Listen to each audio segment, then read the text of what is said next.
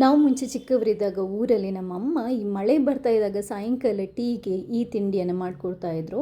ಕುಚ್ಚಲಕ್ಕಿಯಲ್ಲಿ ಮಾಡುವಂಥದ್ದು ತುಂಬ ರುಚಿಯಾಗಿರುತ್ತೆ ಮತ್ತು ತುಂಬ ಅಂತಂದರೆ ತುಂಬ ಸುಲಭ. ಇವಾಗಿನ ಮಕ್ಕಳಂತೂ ಇದನ್ನ ತಿಂದಿರೋಕ್ಕೆ ಸಾಧ್ಯನೇ ಇಲ್ಲ. ಇವಾಗ ಯಾರು ಇದನ್ನ ತಿಂದಿರೋಕ್ಕೆ ಸಾಧ್ಯ ಇಲ್ಲ. ಆಲ್ಮೋಸ್ಟ್ ಒಂದು ಮರೆತು ಹೋಗಿರುವಂಥ ತಿಂಡಿ ಇದು.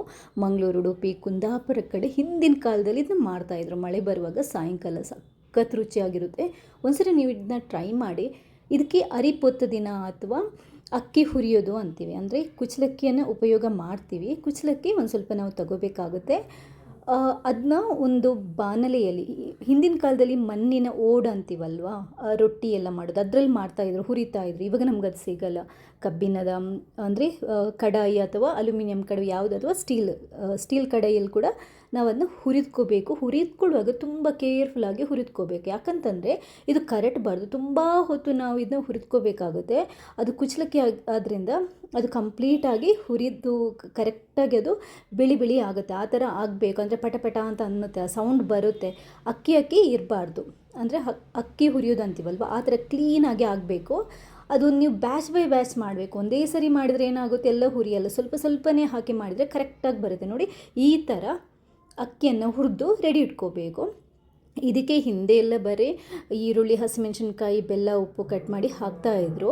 ಇವಾಗ ನಾನೊಂದು ಸ್ವಲ್ಪ ಅದನ್ನ ಸ್ಪೆಷಲಾಗಿ ಮಾಡ್ತಾಯಿದ್ದೇನೆ. ಒಂದು ಬಾಣಲೆನೇ ಬಿಸಿ ಮಾಡ್ಕೊಂಡು ಸ್ವಲ್ಪ ತುಪ್ಪ ಹಾಕ್ಕೊಂಡು ಸ್ವಲ್ಪ ಸಾಸಿವೆ ಮತ್ತು ಈ ಒಣಮೆಣಸು ಹಾಗೆಯೇ ಕರಿಬೇವನ್ನು ಹಾಕಿ ಒಂಚೂರು ಒಗ್ಗರಣೆ ಟೈಪ್ ಕೊಡ್ತಾಯಿದ್ದೇನೆ. ಫ್ಲೇವರ್ ತುಂಬ ಚೆನ್ನಾಗಿ ಬರುತ್ತೆ. ಯಾಕಂದರೆ ನಾನು ಇದೇ ಥರ ತುಂಬ ಸರಿ ಟ್ರೈ ಮಾಡಿದೆ. ತುಂಬ ಅಂತಂದರೆ ತುಂಬ ಚೆನ್ನಾಗಿರುತ್ತೆ. ತುಪ್ಪ ಹಾಕಿದ್ರೆ ಇನ್ನೂ ಚೆನ್ನಾಗಿರುತ್ತೆ. ಅದಕ್ಕೊಂದು ಸ್ವಲ್ಪ ಈರುಳ್ಳಿಯನ್ನು ಕೂಡ ನಾನು ಕಟ್ ಮಾಡ್ಕೊಂಡು ಹಾಕ್ಕೊತಾ ಇದ್ದೇನೆ. ಚೆನ್ನಾಗಿ ಫ್ರೈ ಮಾಡ್ಕೋಬೇಕು. ಹಿಂದೆ ಅಮ್ಮ ಎಲ್ಲ ಇಷ್ಟು ಮಾಲಿಷ್ ಮಾಡೋಕ್ಕೆ ಹೋಗ್ತಾ ಇರಲಿಲ್ಲ. ಅವರು ಈರುಳ್ಳಿ ಕಟ್ ಮಾಡಿ, ಹಸಿಮೆಣಸಿನ್ಕಾಯಿ ಮತ್ತು ಕಾಯಿ ತುರಿ, ಬೆಲ್ಲ, ಸ್ವಲ್ಪ ಉಪ್ಪು ಹಾಕಿ ಮೊರೆಸ್ತಾಯಿದ್ರು. ಕೆಲವರು ಇವಾಗಲೂ ಹಾಗೆಯೇ ಸಿಂಪಲಾಗಿ ಮಾಡ್ತಾರೆ. ಸೊ ಆ ಥರ ಸಿಂಪಲಾಗಿಯೂ ಮಾಡ್ಬೋದು, ಒಗ್ಗರಣೆ ಎಲ್ಲ ಹಾಕೋಂಥ ಅವಶ್ಯಕತೆ ಇಲ್ಲ. ಬಟ್ ಈ ಥರ ಮಾಡಿದ್ರೆ ಇನ್ನೂ ರುಚಿಯಾಗಿ ಬರುತ್ತೆ. ಸೊ ನಾನು ಇವಾಗ ಈ ಕರಿಬೇವು, ಮೆಣಸು ಎಲ್ಲ ಅದನ್ನ ಹುರಿದಾದ ನಂತರ ಈರುಳ್ಳಿ ಹಾಕಿ ಅದನ್ನು ಫ್ರೈ ಮಾಡಿಕೊಂಡೆ. ಆಮೇಲೆ ಕಾಯಿ ತುರಿ ಹಾಕಿದೆ, ಬೆಲ್ಲ ಹಾಕಿದೆ, ಬೆಲ್ಲದ ಪುಡಿ ಹಾಕಿದೆ. ಅದಾದ ನಂತರ ಸ್ವಲ್ಪ ಉಪ್ಪನ್ನು ಹಾಕ್ಕೊಂಡು ಇದನ್ನ ಕರೆಕ್ಟಾಗಿ ಈ ಹೂರಣ ಥರ ನಾವು ರೆಡಿ ಮಾಡ್ಕೋಬೇಕು. ಅದನ್ನ ಇಳಿಸ್ಬಿಟ್ಟು ಇವಾಗ ನಾವು ಹುರಿದಿಟ್ಟಿರುವಂಥ ಅಕ್ಕಿ ಇದೆಯಲ್ವ, ಅದನ್ನ ಹಾಕಿ ಮಿಕ್ಸ್ ಮಾಡಬೇಕು. ನೋಡಿ, ಈ ಥರ ಮಿಕ್ಸ್ ಮಾಡಿದರೆ ರೆಡಿ.